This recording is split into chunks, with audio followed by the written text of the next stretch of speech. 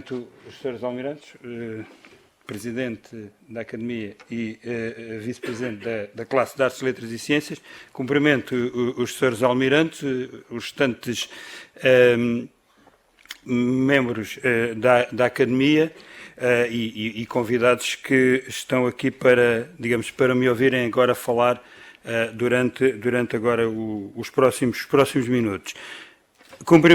Também um cumprimento especial ao professor Cadafaz de Matos, que me lançou este desafio, por um pequeno artigo que encontrou meu em tempos, um artigo que eu escrevi sobre um orientalista. Portanto, eu não sou propriamente especialista no Oriente, escrevi um artigo para um dicionário, mas aceitei com gosto este desafio e vou falar aqui, portanto, um pouco mais naquilo que é a área que eu tenho mais estudado, que são as questões dos descobrimentos, mas com esta ligação então à Embaixada, cujos 500 anos celebrámos o ano passado. Não houve a oportunidade de fazer esta conferência o ano passado e, portanto, cá estamos agora para esse fim. Isto não está a funcionar. Isto não está a funcionar. Já desliguei e liguei. Vê lá. É preciso apontar para algum lado. Está no fim. Meteste isto no fim. Pronto. Obrigado. Pronto, então, como o Sr. Almirante já disse, é este o título. Isto é digamos, o índice. Vou falar no plano da Índia, portanto, é essa a ideia. Também, só mais um à parte, portanto, eu, inclusive, tenho um artigo publicado já há muitos anos mesmo. Era eu o segundo tenente, portanto, já lá vão muitos anos, em que abordo esta questão e a base desta comunicação está lá nesse artigo, mas agora aqui, portanto, obviamente, aqui acrescentei informações diferentes e, portanto, é essa a base, e aqui o que eu acrescentei, digamos, é aquilo que se relaciona mais, dando ênfase, então, à questão da embaixada, da primeira embaixada à Abissínia. Portanto, e começando então por falar, portanto, agora estou a falar no plano da Índia, e vou aqui apresentar, portanto, algumas fontes da época do Dom João II. Portanto, este plano da Índia era um plano, digamos, concebido por Dom João II, e irei então falar aqui em algumas fontes da época que nos permitem perceber o interesse que Dom João II tinha por atingir a Índia por via marítima. Portanto, iremos apresentar aqui excertos destes 4 autores. Portanto, Garcia de Rezende começa, portanto, neste excerto, e só me vou debruçar um pouco sobre aquilo que está realçado. Portanto, o grande desejo que ele tinha, portanto, ao falar de Dom João II, o grande desejo que ele tinha de descobrir a Índia, que passou para além, foi ele que conseguiu entrar no Índico, portanto, com Bartolomeu Dias, e ele próprio tinha preparado, isto há outros autores que referem isso, portanto, tinha preparado uma armada para chegar à Índia por mar. Inclusive, de acordo com a Garcia de Rezende, tinha escolhido para capitão-mor dela o Vasco da Gama, só que, entretanto, como sabemos, Dom João II faleceu relativamente novo e, portanto, não conseguiu concretizar esse seu sonho. Depois, João de Barros fala em Dom Manuel, portanto, que terá concretizado esse sonho, esse sonho do seu antecessor, do seu primo, Dom João II, que conseguiu realmente concretizar esse sonho, mas João de Barros chama a atenção que isto é o resultado de um trabalho longo que os portugueses vinham desenvolvendo há décadas. Duarte Pacheco Pereira, que foi um nobre que trabalhou muito ao serviço de Dom João II, também refere isso no seu Esmeralda Cito Orbis, em que fala, por exemplo, no povoamento das ilhas de Santo Tomé e de Santo António, embora elas não ficassem propriamente no caminho da viagem, mas ele faz essa ligação, portanto, este povoamento como uma das linhas de ação para conseguir então concretizar esse seu plano. E chama também a atenção que só não concretizou esse seu projeto porque, entretanto, faleceu. Vasco Fernandes de Lucena, eu voltarei a falar um pouco mais adiante, é um embaixador que vai prestar, digamos, ou apresentar uma oração de obediência de Dom João II ao Papa entretanto, tinha sido escolhido, e ele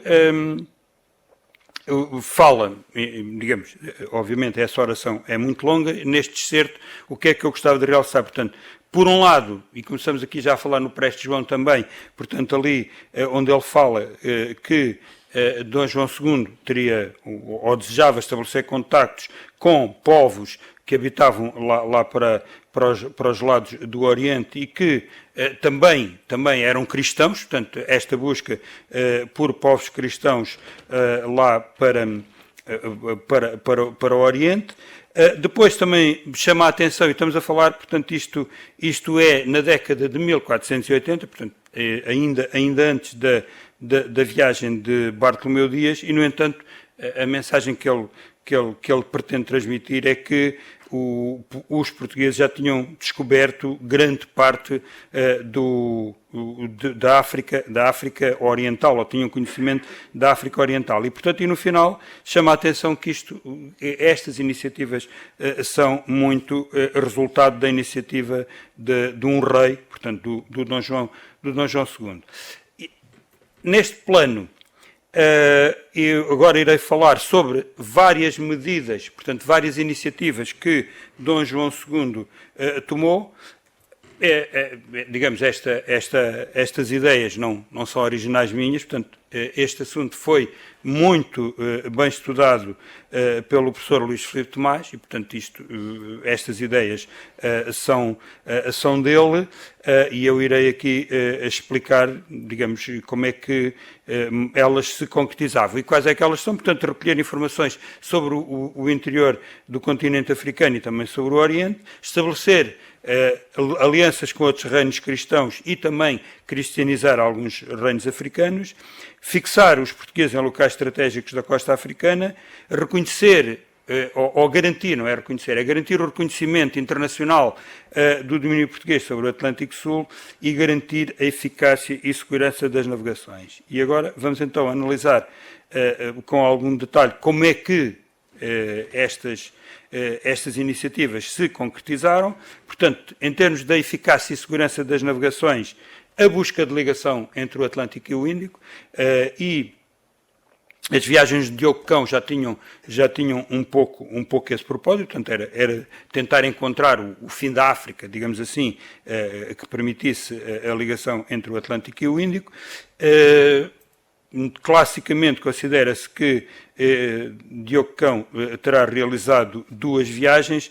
No entanto, a saudosa professora Carmen Radulé, também membro muito ativa desta academia enquanto esteve entre nós, tem um artigo em que fala na possibilidade de ter ocorrido uma terceira viagem. Depois a viagem de Bartolomeu Dias, em que realmente se concretiza essa ligação.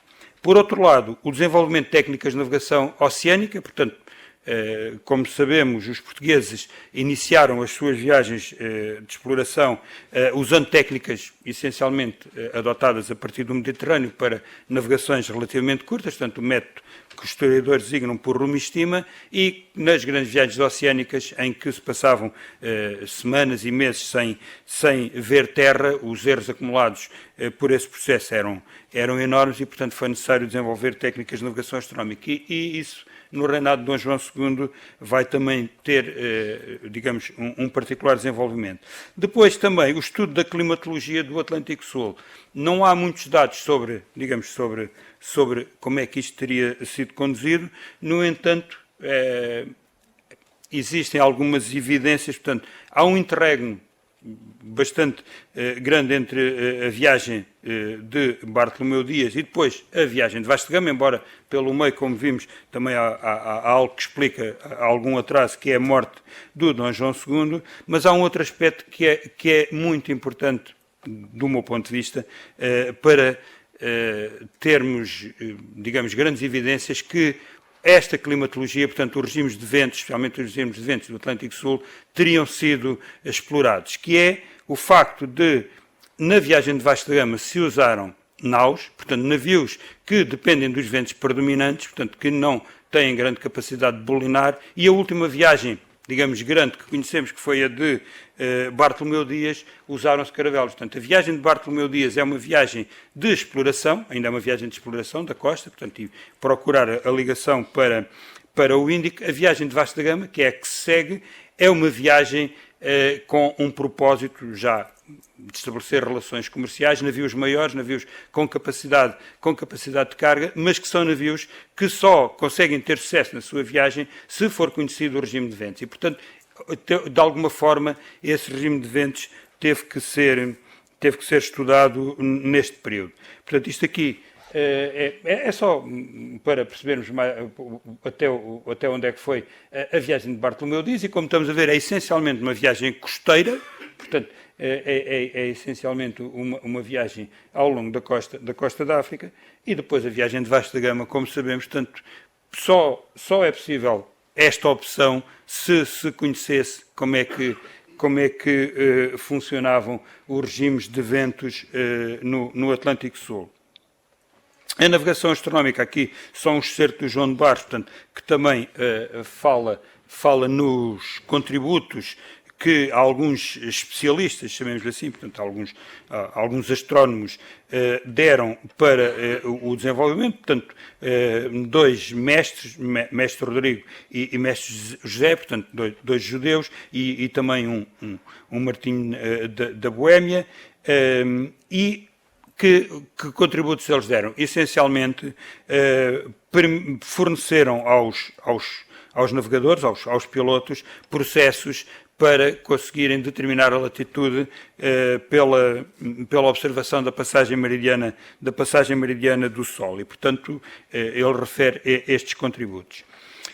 A questão do reconhecimento deste domínio português sobre o Atlântico Sul materializa-se essencialmente pela intervenção diplomática, portanto, a tal oração de obediência do Vasco Fernandes de Lucena ao Papa Inocêncio VIII, mas também o Tratado de Tordesilhas e as negociações do Tratado de Tordesilhas e aquela intenção de deslocar, portanto, mais para o oeste a linha divisória também é mais um dado que nos permite supor esse tal conhecimento que eu disse das condições meteorológicas. Portanto, percebia-se que era necessário, os navios portugueses precisavam de navegar mais para o Ocidente para terem sucesso na sua viagem. Portanto, aqui o próprio Tratado de Tordesilhas é essa reivindicação, portanto, a assinatura do tratado reflete também essa reivindicação por parte do rei de Portugal de conseguir navegar mais para o Ocidente, ali no Atlântico Sul, para conseguir fazer aquele percurso que depois Vasco da Gama acabou por fazer. A fixação dos portugueses na costa africana, que é essencialmente a Fortaleza de São Jorge da Mina, que é um trabalho monumental que os portugueses fazem. Portanto, a fortaleza é toda transportada, portanto, ela é preparada cá e é transportada para lá para ser depois construída a fortaleza propriamente dita. São Tomé está aqui também um pouco por aquele texto de Duarte Pacheco Pereira. Também a cristianização de alguns reinos africanos e também, portanto, alianças e a cristianização de reinos africanos, basicamente aquele onde isto foi mais notório foi no Reino do Congo, a cristianização e a busca do Preste João. Portanto, estamos aqui a caminhar um pouco para a ligação com a primeira embaixada. Portanto, isto não é, digamos, não é original da época do Dom João II, já em épocas passadas essa busca existiria. Eu creio que o professor irá falar um pouco também sobre isso. Portanto, mas o Dom João II tem, digamos, isto é para ele um objetivo bastante relevante. E a professora Maria Emília Madeira Santos, na sua obra Viagens e Explorações, de exploração de terrestres portugueses fala muito nessa busca ou nessa tentativa de o contactar ou pelo menos lhe dar notícia de que os portugueses gostariam de estabelecer relações com ele. Inclusive ela refere que Bartolomeu Dias terá deixado alguns emissários na zona do Cabo da Boa Esperança com a intenção de, digamos, viajarem por África e tentarem chegar à fala ou dar essa informação que os portugueses tencionavam também viajar para aquelas regiões e que gostariam de estabelecer um relacionamento próximo com esse monarca.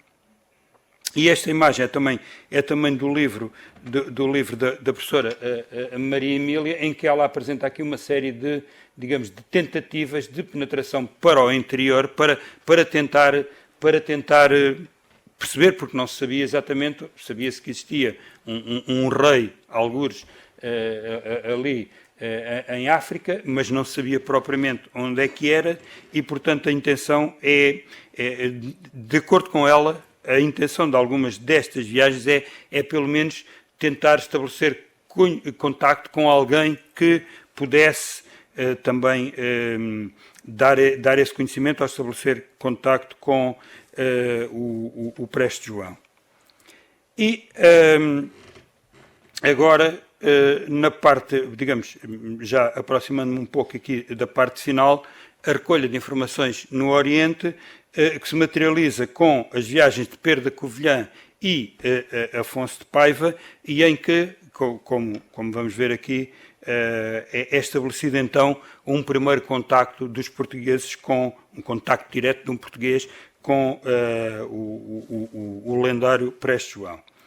Portanto, qual é que é o objetivo destas duas viagens? Recolha de informações no Oriente, quer na costa oriental da África, quer no Golfo Pérsico, Mar Vermelho e na Índia. Portanto, estes dois emissários de Dom João II vão partir em 1487, curiosamente é no mesmo ano em que parte também Bartolomeu Dias, portanto há uma expedição por terra para a recolha de informação sobre o Oriente e há também uma expedição por mar e que acaba por ser aquela que traz a notícia de que existe uma ligação entre o Atlântico e o Índico.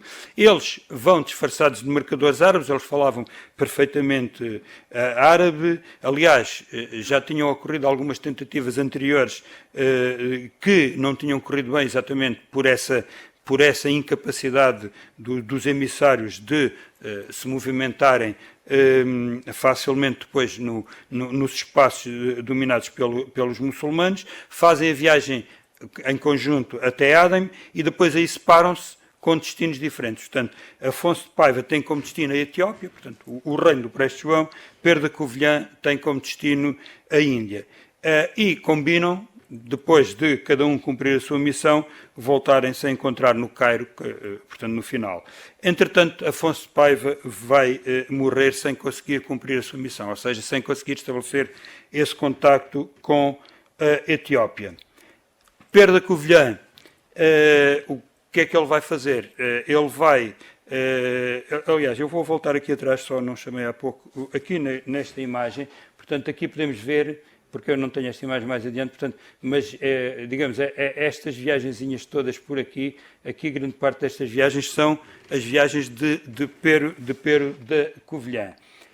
Portanto, como eu estava a dizer, ele cumpre, digamos, aquela missão de que estava incumbido, portanto, vai recolher informação à Índia, quando regressa vai também percorrer grande parte da costa oriental da África até Sofala, também para recolher informações sobre aquela região. Quando regressa ao Cairo, toma conhecimento, então, da morte do seu companheiro inicial, portanto, que tinha partido com ele, encontra dois judeus portugueses, o Rabi Abrão de Beja e um José de Lamego. José de Lamego regressa para o reino e traz um relatório de Pedro da Covilhã daquilo que tinha sido o resultado das suas, digamos, da primeira parte da sua missão. Tem orientações, portanto, eles levam orientações de Dom João II, que ele deverá ir a Hormuz, e ele vai a Hormuz com o Rabi. Entretanto, quando cumpre essa parte, vai decidir cumprir então aquilo que Afonso de Paiva não tinha conseguido, e é estabelecer o relacionamento com a Etiópia. Portanto, e parte para a Etiópia para cumprir a missão de Afonso de Paiva. Entretanto, o rei não o deixa partir lá, portanto, ele fica lá o resto da sua vida, com uma vida, não ficou propriamente preso, ficou até com uma vida, de acordo com os textos, com uma vida até bastante folgada, mas, portanto, não vem para cá. No entanto, e para o tema desta comemoração da primeira embaixada, ele não consegue, digamos, enviar propriamente, ou vê que não consegue trazer notícias para o Reino de Portugal, mas ele vai aconselhar o envio de um embaixador que vem a Portugal, portanto, o embaixador Mateus, portanto, um embaixador da Etiópia que vem a Portugal, e é na sequência da vinda desse embaixador que depois se vai organizar a embaixada, essa primeira embaixada de 1520, portanto a embaixada de Francisco Álvares. E quando Francisco Álvares lá chega, vai encontrar ainda Pedro de Covilhã, e Pedro de Covilhã, digamos, conhecedor, obviamente, do funcionamento daquela sociedade, vai dar algum apoio ao Francisco Álvares. Isto aqui é uma imagem também do livro da professora Maria Emília, portanto, temos aqui o percurso, os percursos foram completamente diferentes, portanto, isto aqui será o percurso de Francisco Álvares, isto aqui é o percurso de Pero da Covilhã. E, basicamente, era isto que eu tinha para transmitir, portanto, tentar estabelecer aqui esta ligação, portanto, deste propósito, deste plano da Índia que Dom João II tinha, que tinha estas vertentes todas, e procurei aqui realçar esta vertente do Pedro da Covilhã e do Afonso de Paiva, portanto, especialmente do Pedro de Covilhã, que ele é que vai concretizar a ida até à Etiópia, vai conseguir chegar lá, e também outro aspecto que eu gostaria de realçar, digamos assim, em jeito de conclusão, é também que este interesse de Dom João II, portanto, ali naquele seu plano que ele tinha para atingir a Índia, este interesse por um relacionamento próximo com o Prestes João era um interesse bastante notório. Portanto, notava-se bem que Dom João II estava bastante preocupado nas várias vertentes que ele procurava desenvolver para atingir a Índia. Uma delas era estabelecer este relacionamento, e que, na realidade, acabou por concretizar. Portanto, ele conseguiu realmente que um dos seus emissários chegasse lá ao reino do Prestes João, e que lhe levasse informações desse interesse que Portugal tinha em estabelecer um bom relacionamento com esse rei. Muito obrigado.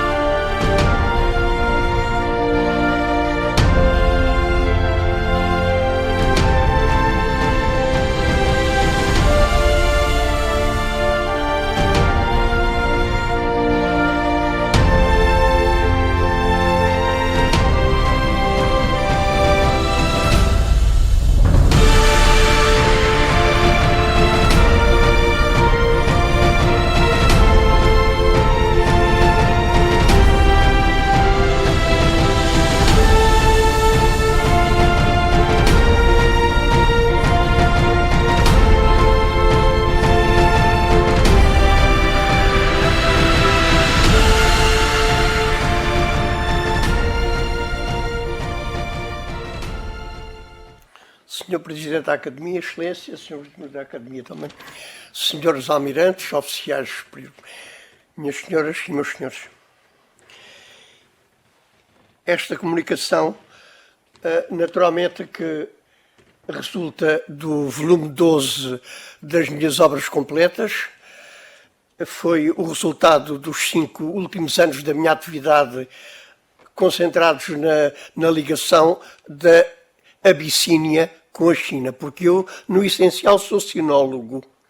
E como sou sinólogo, fiz a ponte entre a China tardo-medieval e também a Abissínia. Só que este volume foi inteiramente dedicado à Abissínia.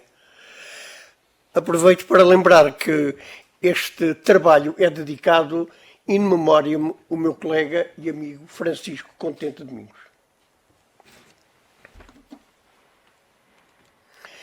Este trabalho de 800 páginas resulta, portanto, dos 5 últimos anos relacionados com o meu investimento na Abissínia, em resultado da minha missão pessoal na própria Abissínia no mês de novembro, dezembro de 1994, onde decorreu a minha primeira missão na Abissínia.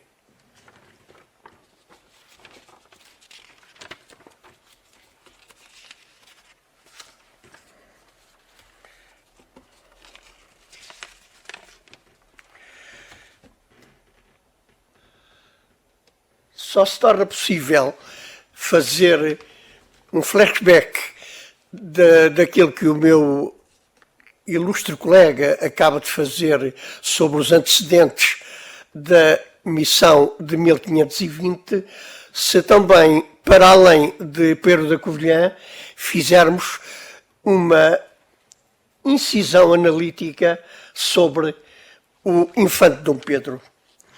Efetivamente, o infante Dom Pedro encontrava-se em Veneza em 1428 e tinha uma missão de se deslocar à Abissínia. Só que, nesse ano de 1428, ele não tinha, de facto, possibilidades de fazer essa viagem, que passaria primeiramente por Jerusalém e depois chegar à Abissínia. Ele tinha que regressar ao reino e essa obra, efetivamente, essa viagem, afinal, acabou por não se realizar. Mas, no entanto, não deixou de existir uma grande lenda que se manteve até ao século XIX, e muita historiografia do século XIX ainda considerava que esta obra, atribuída ao cronista Gomes de Santo Estevão, vou citar, um dos que foram em companhia do infante, que esta obra tinha sido, de facto, o resultado de uma experiência material e concreta. Hoje está demonstrado que a viagem nunca se realizou, apesar de ter estado em Roma, ter estado em Florença, ter estado em Veneza, ele nunca viajou nem para Constantinopla, nem para Jerusalém, nem para a Abissínia, mas o livro continuou a ser um dos maiores êxitos editoriais do período tardo-medieval. E a seta da direita aponta naturalmente que o autor deste livro referente à missão na Abissínia, o autor é, de facto, Gomes de Santo Estevão. Só que esta viagem não passa de uma pura e simples fantasia, e eu tive a sorte, porque na investigação universitária, por vezes o fator sorte também conta muito, eu tive a sorte de conseguir encontrar nos Estados Unidos da América a primeira edição desta obra. No volume que acabo de referenciar, que é o volume 12 das minhas obras completas, está efetivamente publicado na íntegra o facsímil da primeira edição que eu consegui efetivamente encontrar numa universidade de Nova Iorque. É evidente que se pode dizer que o volume não está total, tem umas ligeiras lacunas, mas de facto esta é efetivamente no ano de 1515 e numa edição que saiu na cidade de Sevilha, no Prelo de Kronberger, esta é de facto a primeira edição, que muitos dos senhores provavelmente nunca viram, a primeira edição do livro que fala de uma viagem à Abissínia que nunca se realizou.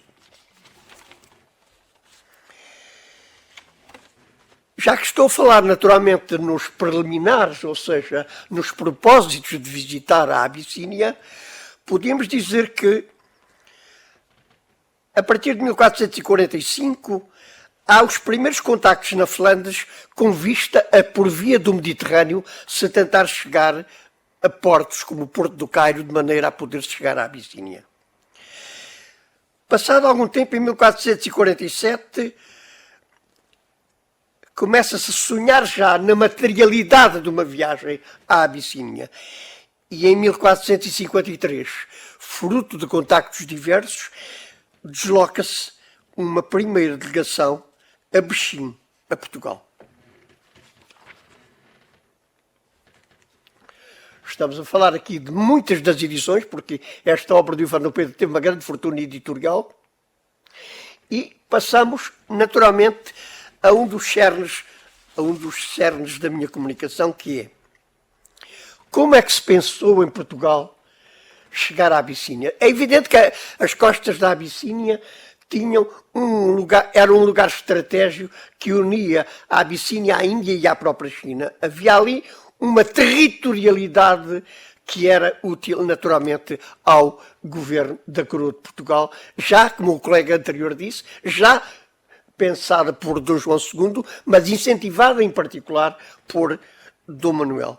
Enquanto na esquerda temos o livro do infante temos depois à direita a Utopia de 1516. Temos aqui um intervalo, um espaço intervalar de cerca de um século. Ou seja, passar-se de uma região que é a região das trevas, uma região desconhecida, para uma região passar da região de trevas para uma região de obscuridade, de maneira a atingir a luz. A luz seria, num plano de filosofia política, o entendimento diplomático entre Portugal e a Abissínia.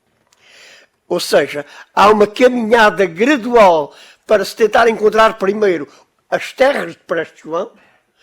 O Preste João, como provou Jean de Lemoux, é uma figura muito abstrata e não corresponde à materialização de um figurino humano muito concreto. Era preciso encontrar a saída da treva para a obscuridade e só depois da obscuridade se chegaria naturalmente ao espaço da luz. E se estamos efetivamente, como eu dizia há pouco, no período em que em 1453 chega uma primeira delegação da Abissínia a Portugal, estamos, portanto, como eu dizia, em meados do século XV, é importante verificar que a Abissínia, também dentro das suas próprias fronteiras, já é um espaço que dentro dela está a construir a própria luz, no sentido de um proto-cristianismo. Ou seja, no século XV, se nós avançássemos agora até ao século XIX, se fizéssemos exercício mnemónico de que no século XIX os ingleses invadiram a Abissínia, retiraram de lá para Londres o mais que puderam pinturas, armas, quadros, alfaias da mais variada natureza. Um dos objetos que os ingleses levaram nessa conquista do Tesouro de Magdala foi este livro. Este livro não é nada mais, nada menos do que um livro do século XV, levado da Abissínia em meados do século XIX para Londres. E é um livro, que tipo de livro é que vai agora mostrar a passagem das trevas para a luz? É que nós, efetivamente, estamos numa situação onde podemos dizer que o monofisitismo, ou seja, a religião, uma das variantes da religião protocristã, traduzia uma proximidade ao culto cristão de Bizâncio, e em Bizâncio, no século V, notabilizava-se, entre outros teólogos, João Crisóstomo, e João Crisóstomo investiu muito na leitura dos Evangelhos por via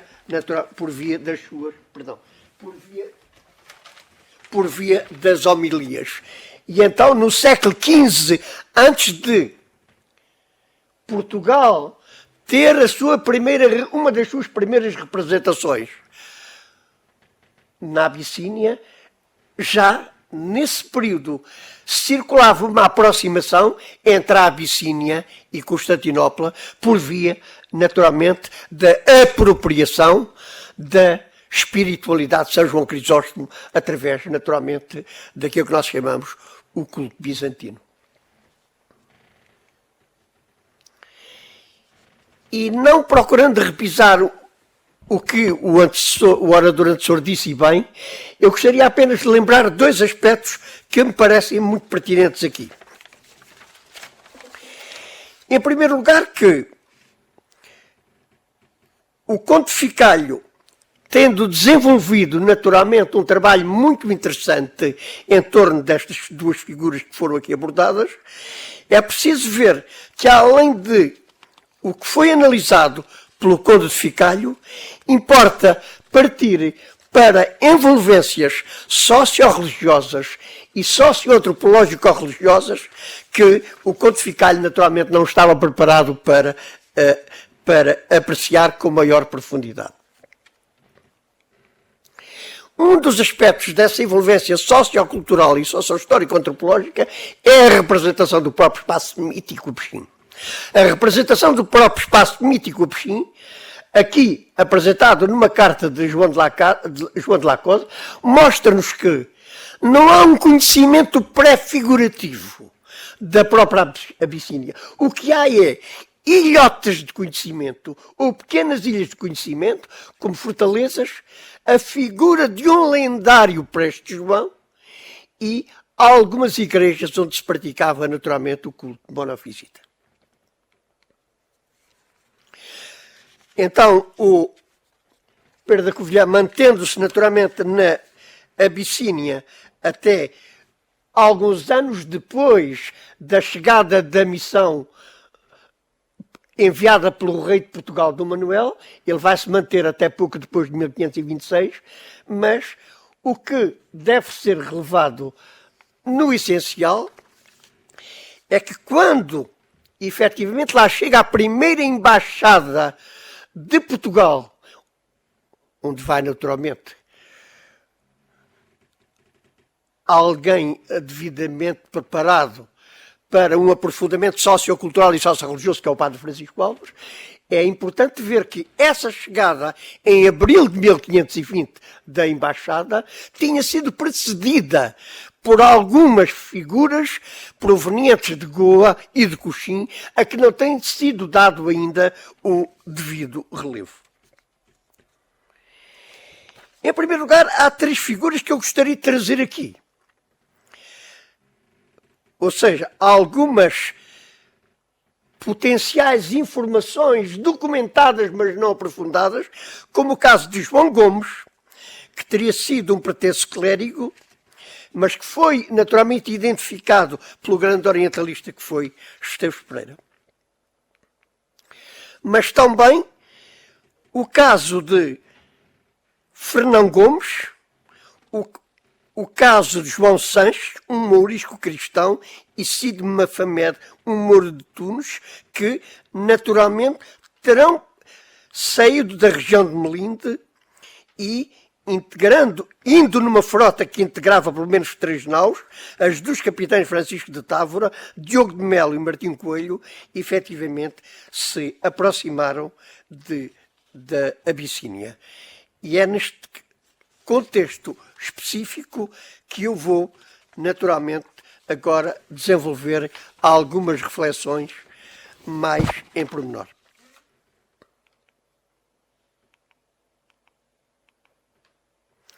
Em primeiro lugar, a retomar a ideia do lugar estratégico desta região do Golfo de Aden. Se olharmos para o lado direito, para o que não está nesta projeção, para a região de Dio, de Goa, de Coxim, vemos que esta região é uma região que interessa particularmente a Portugal. E a pergunta que o meu mestre, o professor Vitorino Magalhães Godinho, me lançou foi esta.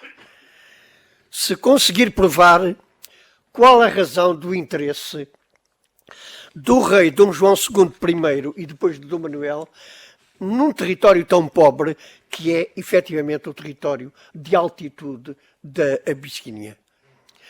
O que é que lá se produzia?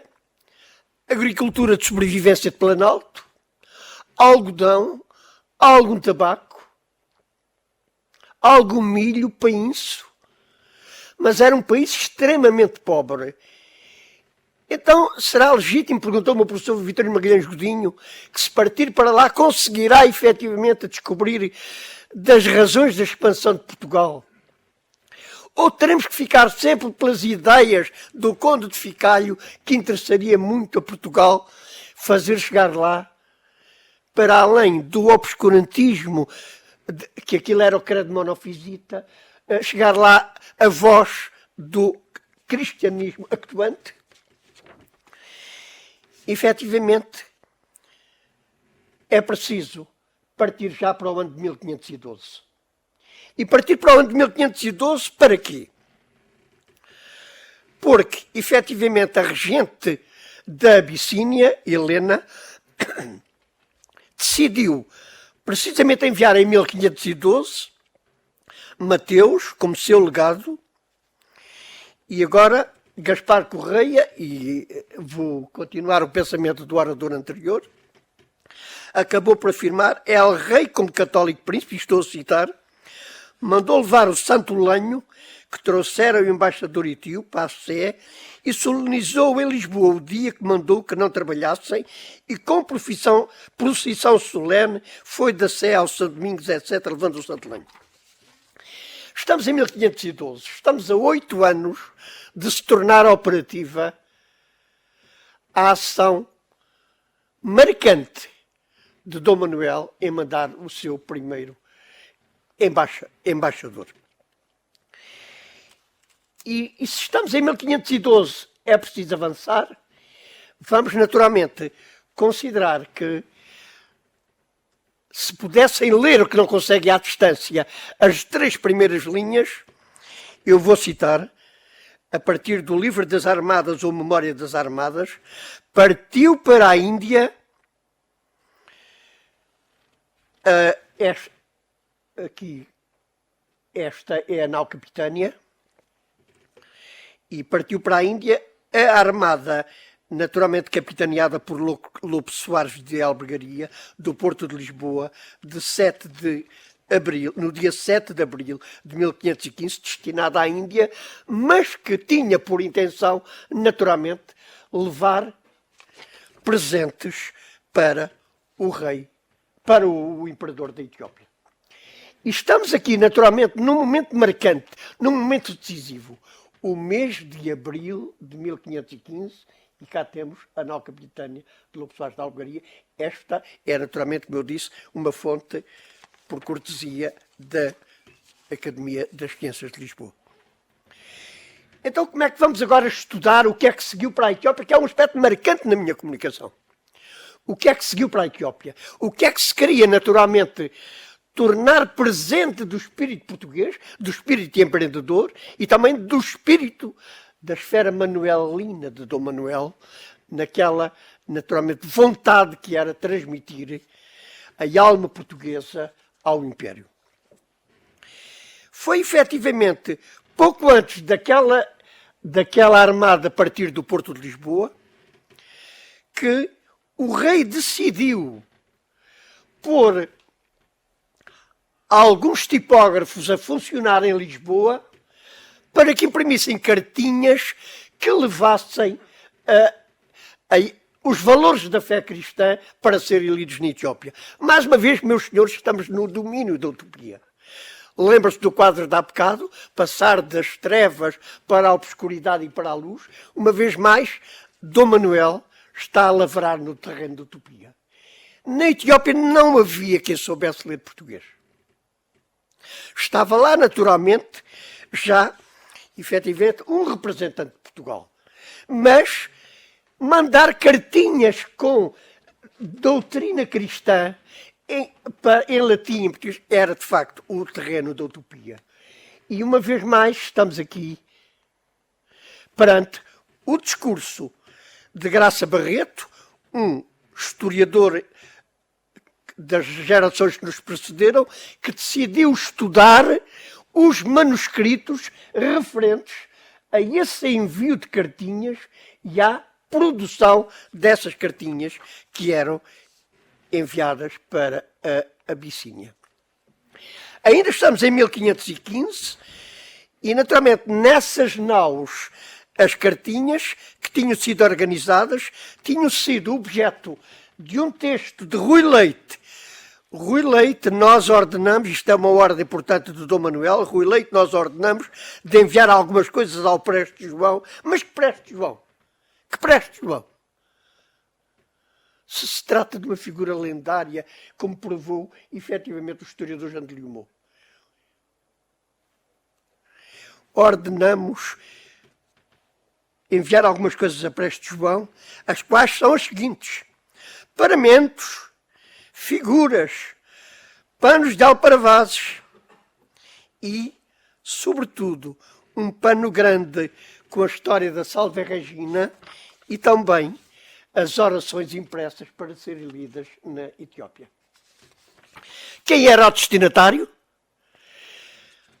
Era o povo da Etiópia, era o povo abexim, ou era diretamente esta figura, David II, que viveu entre 1496 e 1540. Só que não foram apenas os paramentos, o texto da Salve Rainha. Foi algo muito mais importante que estava até há pouco tempo por ser cabalmente estudado em Portugal. Foi encarregado, efetivamente, que nessa nau seguissem, entre outras coisas,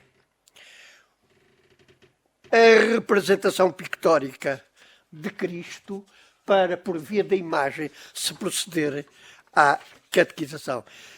Esta pintura foi mandada em abril de 1515, esta pintura da esquerda, foi mandada em abril de 1515 e eu consegui provar, por A mais B, pela reconstituição de unidades sémicas, que esta pintura, efetivamente, como direi mais adiante, tem autor.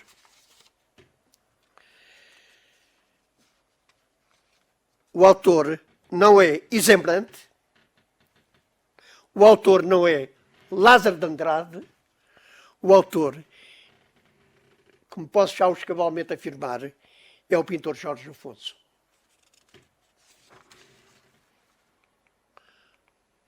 Esta permite uma leitura mais objetiva, naturalmente, desta unidade, de uma conferência que eu dei a conhecer esta matéria na Universidade de Paris há cerca de 3 anos atrás.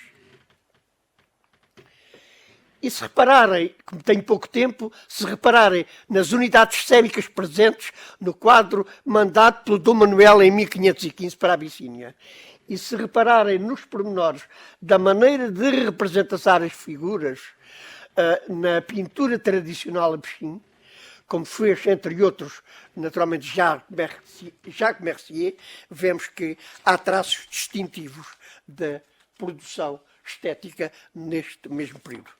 Como tenho pouco tempo, gostaria então de entrar finalmente na base que nós hoje aqui comemoramos, que é a chegada em abril de 1520 da Embaixada, onde ia naturalmente o padre Francisco Álvares. Solicitei autorização ao Sr. Diretor-Geral da Biblioteca da Universidade de Coimbra para poder projetar aqui este acetato, e trata-se naturalmente da Carta da Região Portuária de Massoá, hoje integrada na NRT, constante do Código 33 da Biblioteca da Universidade de Coimbra. Terá sido exatamente aqui que provenientes da Índia, portanto, foi de Lisboa para a Índia. Esqueci-me de dizer que na Índia os presentes do Preste João ficaram quase todos por lá, perderam-os e foram roubados e não chegaram à Abissínia. Mas é exatamente aqui ao Porto de Massoá que depois, provenientes da Índia, chegam efetivamente os legados de Portugal. E qual é, para o historiador, o aspecto mais relevante do que é o primeiro contacto entre Portugal e a Abissínia? É, de facto, uma materialização de um discurso triplo. Discurso triplo que passa por 3 figuras: Dom Manuel, Francisco Álvares, o autor deste livro, editado em Lisboa em 1540, e uma terceira figura, naturalmente Ramúzio. E perguntar-me-iam agora se este discurso B corresponde ao discurso A sobre a linha A, texto de Francisco Álvares, a linha B, texto de Francisco Álvares. E perguntar-me-iam com toda a objetividade se este discurso A é este discurso B. Não é. Por uma análise ecdótica profunda, vem-se saber que este texto B,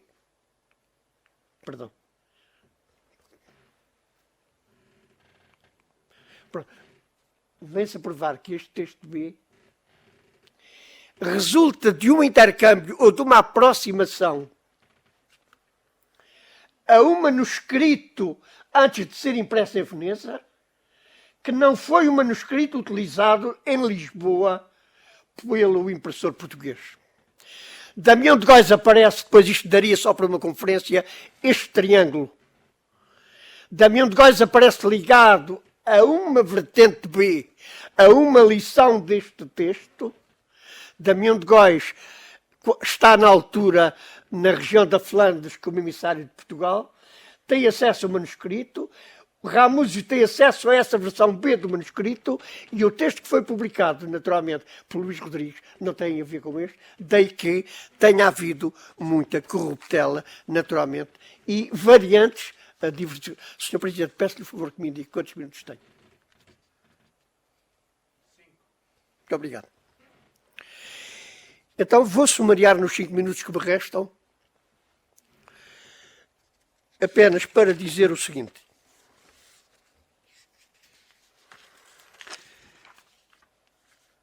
Uma das preocupações no século XV, que efetivamente, no final do século XV, que efetivamente tinha Dom Manuel, depois de ser empossado a suceder a Dom João II, era efetivamente como é que a minha aliança com os povos apexins pode ajudar na consolidação do meu império na Índia. Esse é um passo que é fundamental, esse reforçar de posições nesta região.